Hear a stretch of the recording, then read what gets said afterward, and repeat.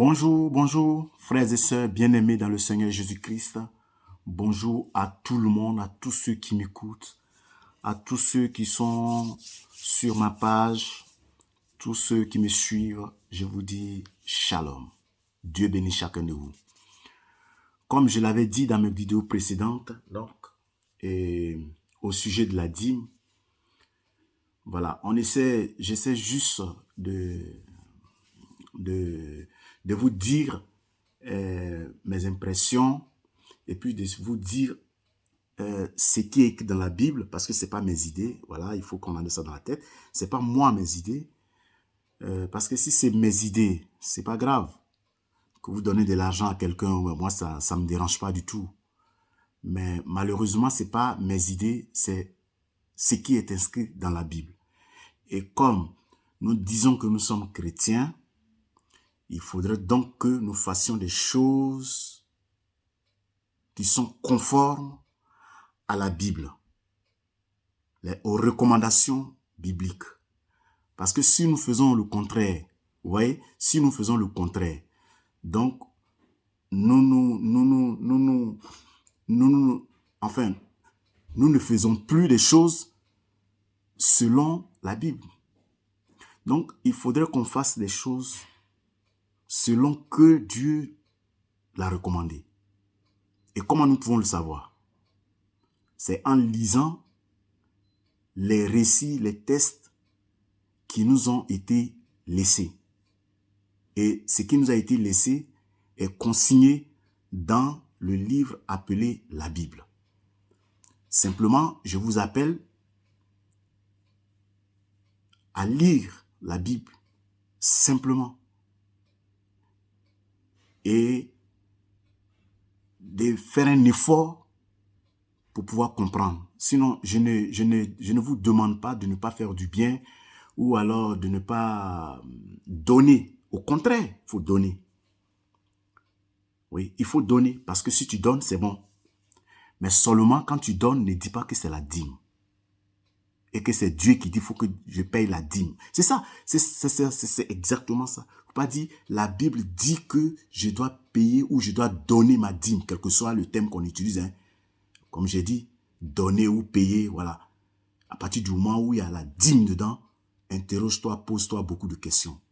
Voilà, c'est pourquoi je vous ai ramené dans les textes bibliques que vous connaissez, que vous maîtrisez, que vous et moi, nous lisons tous les jours. C'est de se référer simplement à ça. Parce que, en fait, comme j'ai dit, il y a d'autres qui pourront vous dire, oui, BKM à la sentinelle, oui, qu'est-ce qu'ils veulent nous dire, voilà, ou alors qu'est-ce qu'il n'a pas compris, ou bien voilà, ils vous diront ça, ils vous diront, oh, ça c'est les égarés, c'est les gens qui n'ont pas compris la Bible, oui, vous savez, c'est les gens qui lisent la Bible comme ça, comme un roman. Bon, oui, non, franchement dit, vous croyez qu'on lit la Bible comme un roman? Mais même un roman, quand on le lit, on fait un effort de comprendre ce que raconte le roman. Par conséquent, si on lit la Bible, on doit chercher à comprendre. Mais donc, en ce qui concerne donc la dîme, franchement dit, mes frères, vous-même voyez-vous, en aucun moment, mais je dis en aucun moment, Jésus n'a demandé à... Il n'a même pas parlé de ça.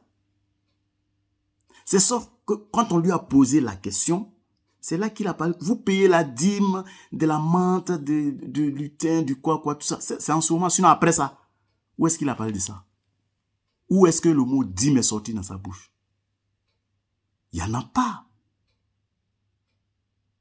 Il n'y en a pas.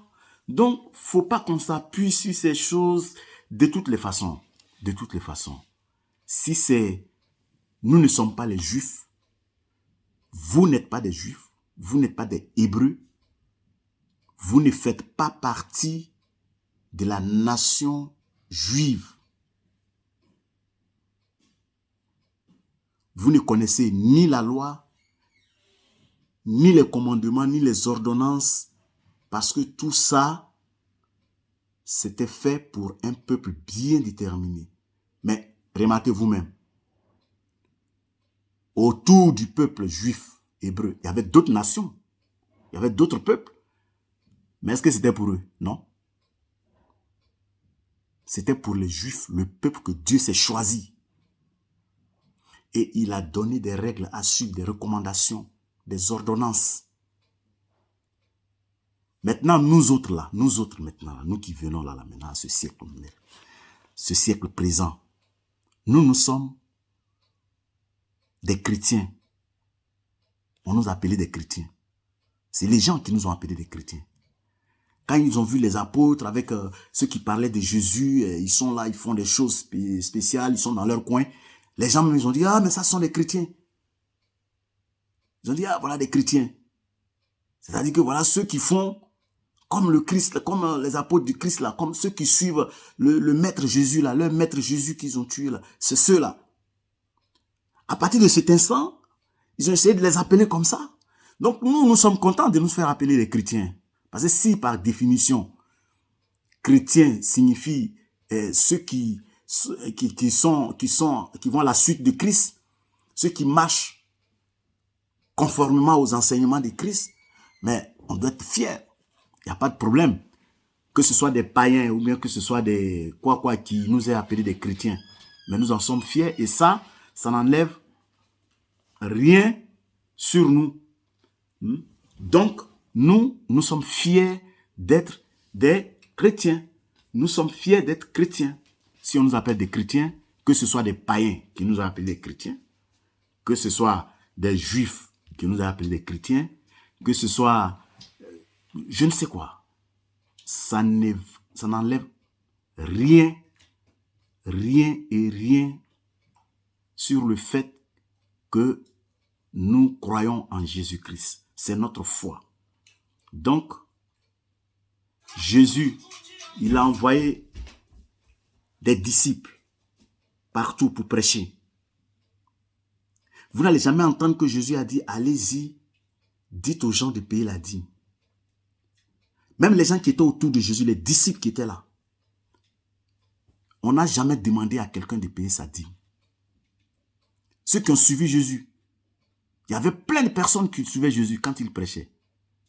Et c'est parmi toutes ces personnes-là qu'il a choisi 12.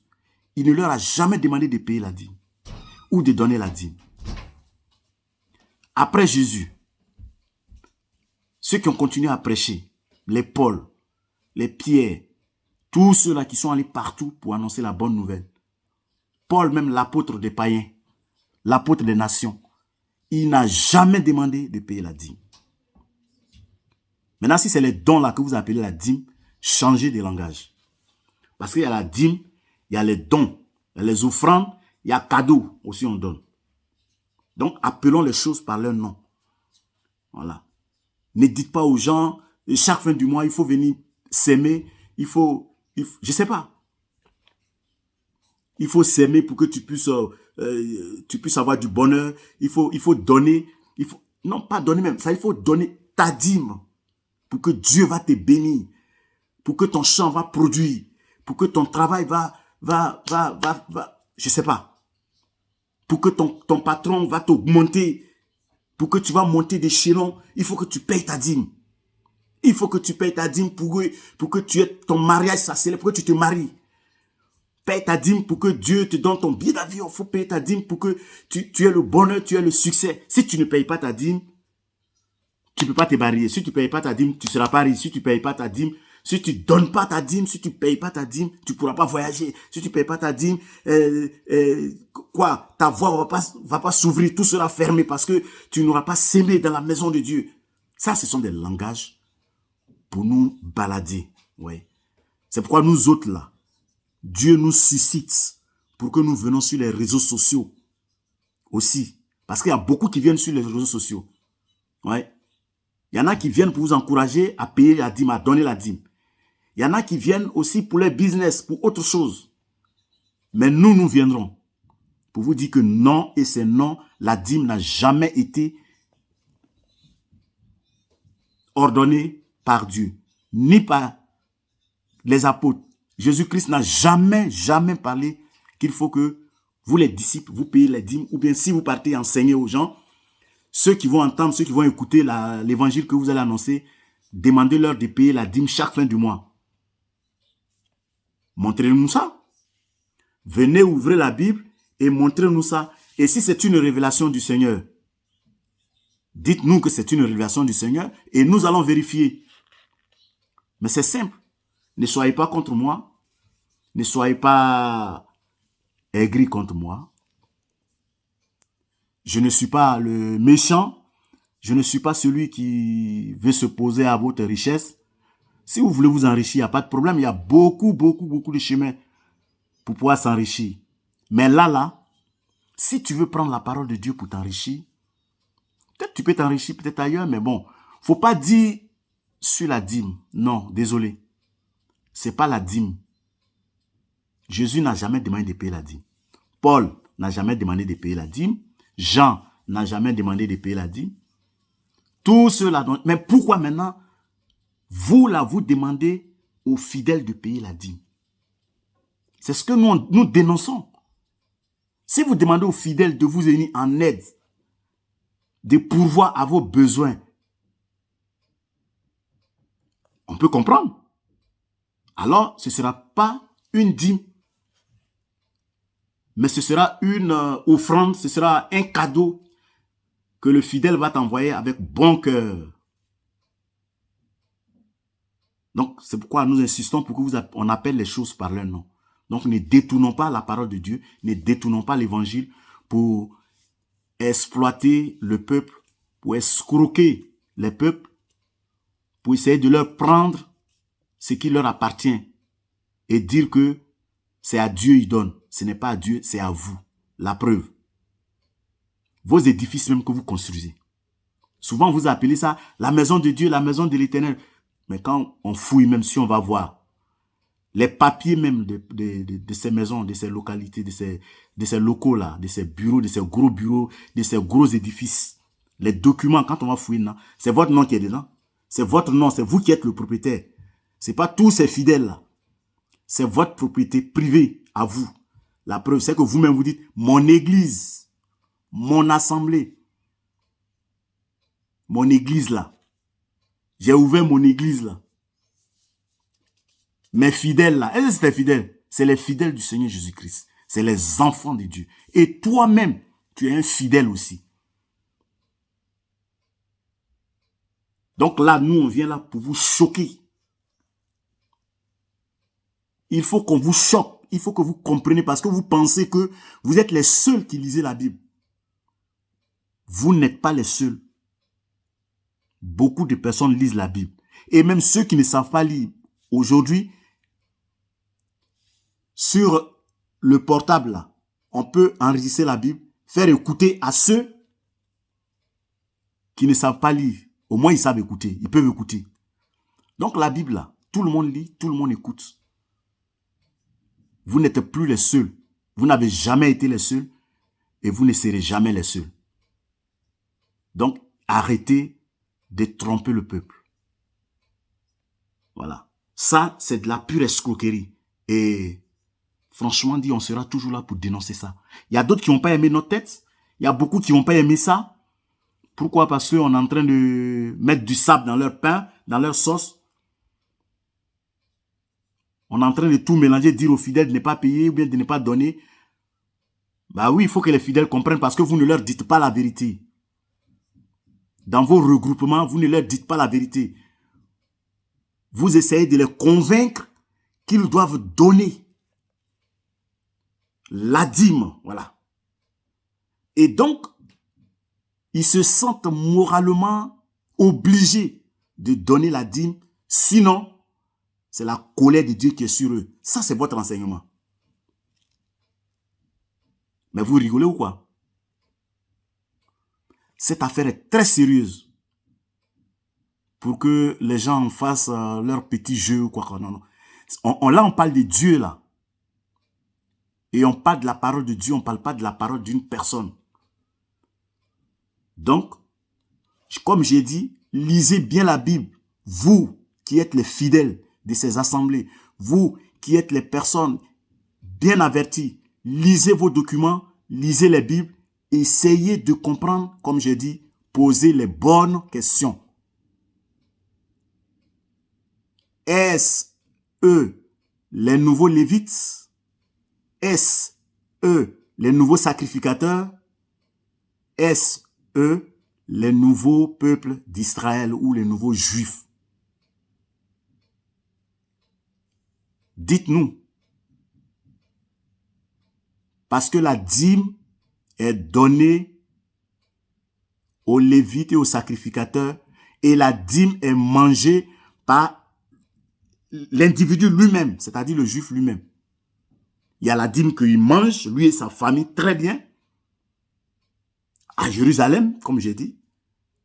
Il y a la dîme aussi que vous mettez au devant de votre porte et les pauvres, les veuves, ceux qui n'ont rien à manger, ils viennent prendre eux avec les Lévites. Et après les Lévites, quand ils prennent, ils s'en vont à Jérusalem dans le temple. Maintenant, là-bas, ils prélèvent sur la dîme que vous avez donnée, qu'eux, ils ont reçue. Ils prélèvent une dîme dessus qu'on appelle la dîme des dîmes pour donner aux sacrificateurs. Le but de la dîme, c'est quoi? C'est pour ne pas que la nourriture manque dans la maison de l'Éternel. Or, aujourd'hui, la dîme que vous donnez à ces prophètes, à ces archibishops, c'est pour ne pas que le carburant manque dans sa voiture. C'est pour ne pas que ses enfants restent à la maison sans aller à l'école. C'est pour ne pas que voilà, sa maison soit sans télévision. Vous voyez, ils ont des grands écrans plasma chez eux à domicile. Et ils ont tout ce luxe-là à partir de cet argent que vous donnez. Mais leur maison n'est pas la maison de l'Éternel.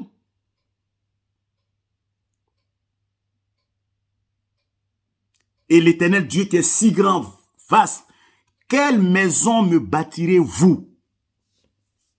Quelle maison vous pouvez me bâtir? Ça, c'est la question.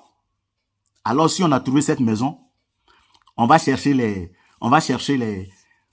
Lévites, on va chercher les sacrificateurs, et puis on va chercher les 11 autres tribus, et on va aller donner maintenant notre dîme à Jérusalem. C'est comme ça. C'est ça. Et je crois que c'est ça les gens ne veulent pas entendre. Mais vous allez l'entendre. Vous allez l'entendre. Que ça vous plaise ou pas. Nous ne faisons que dire ce qui est dans la Bible. Là où je suis, depuis que j'ai commencé à parler de la dîme, est-ce que j'ai dit une de mes pensées? Non. Tout ce que j'ai dit, c'est ce qui est dans la Bible. Vous connaissez les textes bibliques. Vous connaissez tout ce qui est écrit dans la Bible. Vous connaissez. Vous récitez ça matin, midi et soir, tous les jours. Donc, moi, je n'ai rien à dire. Simplement de vous dire, arrêtez d'abuser du peuple. Un jour, le peuple va se lever. Le peuple va se révolter pour vous poursuivre en justice. Parce que vous êtes des bandits, des malfaiteurs. De première classe. C'est vous qui abusez du peuple. C'est vous qui volez le peuple. Le peuple a faim, le peuple s'est appauvri à cause de vous. Ils n'ont même pas de maison pour dormir. Chez eux, il n'y a même pas à manger. Ils n'ont même pas de natte ou bien de lit sur lesquels ils vont se coucher. Ils n'ont pas de ventilateur, ils n'ont pas de climatiseur quand il fait chaud. Mais vous vivez dans le luxe parce que vous êtes l'homme de Dieu. Et eux, ils sont hommes de qui? Si vous êtes homme de Dieu, lui, il est qui? Alors, mes frères et sœurs, vous qui m'écoutez, s'il vous plaît, posez-vous les bonnes questions et essayez de remédier à toutes ces choses pour chasser loin de vous ces méchants, ces mauvaises personnes, ces escrocs notoires, ces voleurs du peuple. Chassez-les. Levez-vous et chassez-les. Qu'ils partent d'où ils viennent. Parce que ce sont des voleurs. Ils sont là pour vous ruiner. Ils viennent chez vous à des heures tardives pour réclamer la dîme. Ils savent combien on vous paye. Ils connaissent votre bulletin de paye.